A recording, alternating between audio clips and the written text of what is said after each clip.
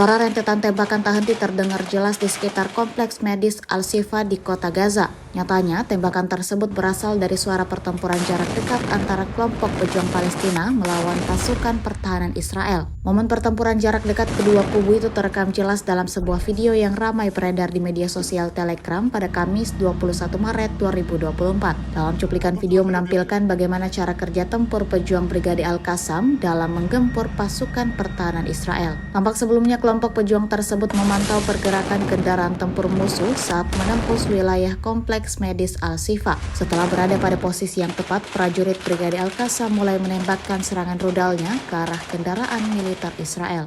Akibatnya dua kendaraan militer Israel luluh lantak imbas serangan brutal kelompok militer Hamas ini.